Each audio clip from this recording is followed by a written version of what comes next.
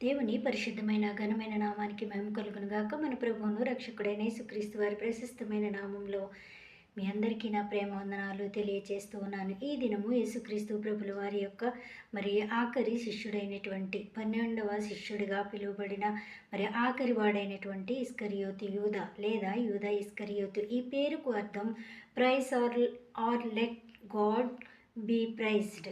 Praise or let God be praised అంటే యూదా అనగా స్తుతి. కరియోతు అనేది ఊరి పేరు. ఇతను యూదా కొరకు సువార్త గ్రంథాల్లో 20 సార్లు మనం అపోస్తుల కార్యాల గ్రంథంలో కూడా ఇతని పేరును మనం చూస్తాం. పాత నిబంధన గ్రంథంలో కూడా యూదా పేరును మనకి తెలుసు. ఇతని పేరు అన్ని సందర్భాల్లోనూ చివరిగానే ఉంది. ఏమని ఉంటుంది అంటే ఆయనను అప్పగించినటువంటి ఇస్కరియోతు యూదా అని ఉంటుంది. ఇతను ఒక ద్రోహిగా చరిత్రలో మిగిలిపోయాడు అని బైబిల్ మనకు తెలియజేస్తుంది. 3 సంవత్సరాలు ఆయనతో ఉన్నాడు, ఆయనతో గడిపాడు. కానీ ఆ రక్షణ కాపాడుకోలేదు, ఆ విశ్వాసాన్ని కొనసాగించుకోలేదు, ఆత్మీయ జీవితాన్ని పాడు చేసుకున్నాడు అని బైబిల్ గ్రంథం మనకి తేటగా తెలియజేస్తుంది. విఫలుడిగా ఇతను మిగిలిపోయాడు. ఇతని ఇంటి పేరు యూదా.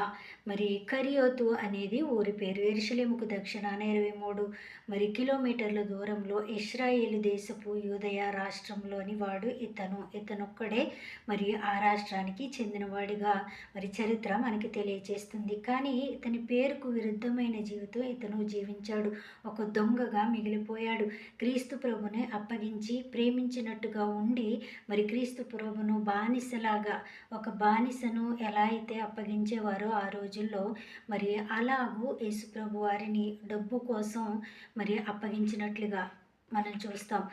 శ్రమను కొని తెచ్చుకున్నాడు.